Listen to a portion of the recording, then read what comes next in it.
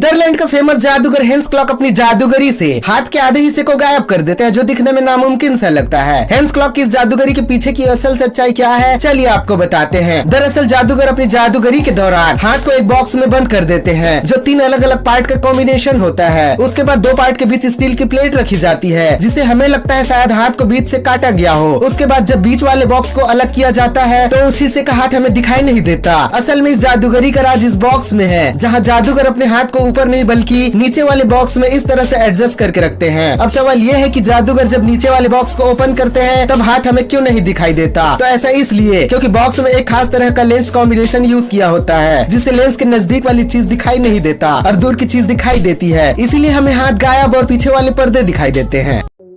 ये जादूगर अपनी जादूगरी के दौरान खुद को एक घूमती हुई धारदार कटिंग व्हील से बीचों बीच 2 टुकड़ों में काट लेता है, फिर भी उन्हें कोई चोट नहीं आती और वो जिंदा रहता है। जादूगर की इस मैजिक ट्रिक की सच्चाई क्या है, चलिए आपको बताते हैं। दरअसल इस मैजिक ट्रिक का राज इस बेड पर है, जिस पर इन्हें लिटाया जाता है। ये 2 अलग अलग पार्ट को जोड़कर बनाया हुआ बेड होता है, जो दिखने में सिंगल लगता है। जादूगर की जादूगरी के दौरान इस बेड पर जादूगर के अलावा एक अलग इंसान चालाकी से घुस जाते हैं, जो बेड की खास डिजाइन की वजह से हमें दिखाई नहीं देते। उसके बाद घूमती हुई कटिंग व्हील से बीचों बीच काटा जाता है तो कटिंग व्हील दोनों बेड के बीच में चलती है, जहां खाली जगह होती है। इस दौरान जादूगर मरने की एक्टिंग करता है, लेकिन खुद को सेफ रखते हैं। ये जादूगर अपने तीर कमान से इस लड़की के सिर में रखी सेब को बीचों बीच 2 भागों में काट देते हैं। एक ही बार में जादूगर इतना सटीक निशाना आखिर कैसे लगा लेते हैं, चलिए जानते हैं इसके पीछे की पूरी सच्चाई। दरअसल जादूगर जिस तीर कमान का यूज करते हैं वो एक खास तरह का तीर कमान होता है, जिसमें ऑडियंस को चकमा देने के लिए लेजर का यूज किया जाता है। जादूगर द्वारा जब सेब पर निशाना लगाया जाता है तो तीर कमान से छूटती ही नहीं है, बल्कि वह रोल हो जाती है। उसी समय रिमोट ऑपरेटेड ट्रे को ऑन कर दिया जाता है, जिसमें लगी चाकू से सेब 2 भागों में कट जाता है। ये इतना फास्ट होता है कि ऑडियंस को समझ ही नहीं आता।